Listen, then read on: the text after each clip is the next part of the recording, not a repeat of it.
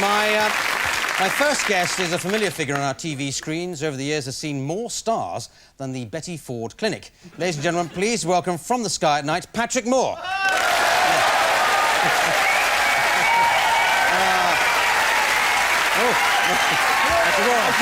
Excellent. Do take a seat.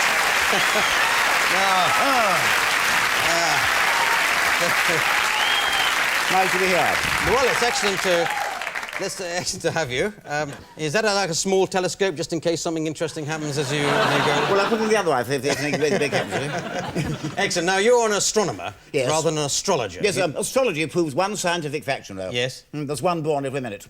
So you didn't, like, check your horoscope this morning to see if you're going to meet some...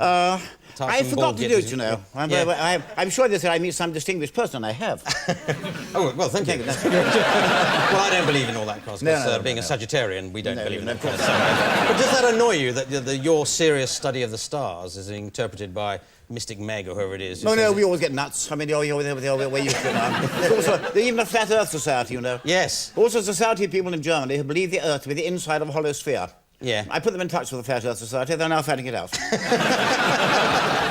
But you used sort of glass and a telescope like that, but aren't you kind of left behind now by people who use infrared things? I'm a curious kind of astronomer. Yes? I was one of those who was observing the moon. And I was one of those mapping the moon before the astronauts went there. Yeah. So I deal with things fairly near at hand. Yeah. I mean, merely 250,000 miles. I'm mere nothing. Yeah.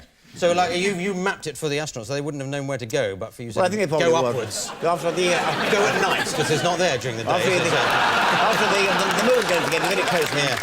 The moon's on our doorstep. The other day, I looked at the little manometer, the little Ford car I've been using for a long time now. I realised in that car I've done more than 500,000 miles, so I've driven a distance equal to going to the moon and back. Yeah. Not very quickly. I mean, the other day I was going up a hill. In the wrong direction, I suppose. I was going up a hill at top speed and I was passed by a dog. I got there. Yeah, so you're very much a moon expert. Very much a moon expert. Would you like to have been an astronaut and gone with that? I would love to go up, but it would need a very massive rocket to launch me. Yes.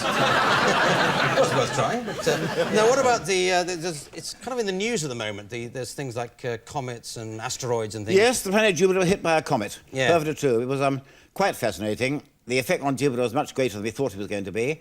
Didn't, of course, do Jupiter any harm, because I made that remark that seemed to have gone down, that when you talk about the comet hitting Jupiter out of its orbit, you might just as well try to stop a charging rhinoceros by throwing a baked bean at it. Right, yeah. You're not a man to go in the jungle with, are you? But is there a chance of something like that hitting the Earth? Yes, we could be hit by one of these things. And what effect would it have? Quite a lot, quite frankly. There's a theory, which I'm not very happy about myself, that something like 65 million years ago, I was away at the time, something that did hit the Earth and caused such a disturbance that the dinosaurs died out. I'm not very happy about that, but it's a possibility. The dinosaurs weren't very happy either. They happened again. I'm sure we'll cope better than the dinosaurs did. What were we going to say? Duck and hope? Yes. Yeah, here it comes. Yeah, but there's some talk that there was one, in fact, on its way towards us. Comet Mach-Holtz, another comet that's been broken up as it's gone around the sun. Although, in point of fact, the bits are coming somewhere in our direction. The chances of our being hit by a bit of that comet are roughly 1 in 50 million. I should think so. Don't get worried. Worth a punt? You're much more likely to be run over by a bus on the way home. Don't worry. Right. And is that what an asteroid is? No, not really. An asteroid's rock and a comet's ice. All right. They're both the same kind of thing. Yes. And a hemorrhoid is something you get. No, Uranus, I suppose. But that's an adenoid. Okay. Now, I know you've got a book out, as most people have when they come on this show, but the Atlas of the Universe, so just there, that shows you, everything. But all these things, all the various stars, they're absolutely a long way away, aren't they? They're like millions of light years away. They're a long, long way away. I mean, after all, if that's the Earth and that's the Sun, right? Right. Where's the nearest star? I'm not sitting on it, am I? It's a long way other side of this desk? No, about 4 miles away. 4 miles away? Yes, 4 miles, yes, wrong way. Well, you don't think there's any life in this galaxy apart from... I'm quite sure there's plenty. Yes. I'm sure there's plenty of life up there. In the universe, generally? Yeah, in the universe. But if it's millions of light years away, and light years is the time it takes for light to travel... Nearly 6 million miles. But look at it this way. Our sun's one of 100,000 million stars in the galaxy. Yes. We know 1,000 million galaxies. Therefore, the total number of suns we know to exist is quite a lot. And I refuse to believe that in all that lot, our sun is the only one to have an inhabited planet going around it. And I'm quite sure that at this very moment, on a planet somewhere in the universe, there's an interviewer talking to someone like me and saying, Must pretty life up there, you know? Yes. I hope it's going well with them as well. Thus far, though, what have we actually got out of all the investment into space travel? One trip to the moon? Oh, a tremendous amount. Non-stick. Well, let me give you one example. The other day, Sky Telly. Well, quite seriously, I was down at a hospital in Bristol. Yeah. I know nothing about medicine at all. There are other grounds, and they were using a device to scan an unborn baby for defects, and that device had been developed specially for use in space for something entirely different. Yes. See, the spin-offs are amazing. And after all, when you come to the space budgets, it's not very much.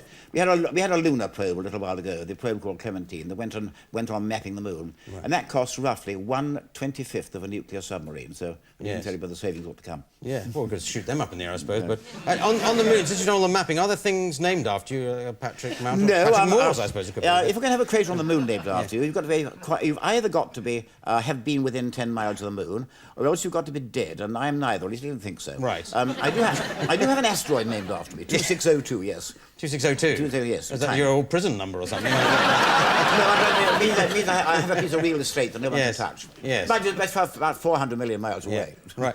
So is your life spent like the other way around for most people? You're always up at night looking at the stars and then sleeping during the day? No, of course it isn't. I do a lot of observation at night. Obviously, I'm a lunar and planetary observer, but I've got plenty of other interests as well. Yeah. Well, you were briefly interested in politics, weren't you? You had a political party? No, I didn't. No, I didn't. Yeah. No, well, what about the...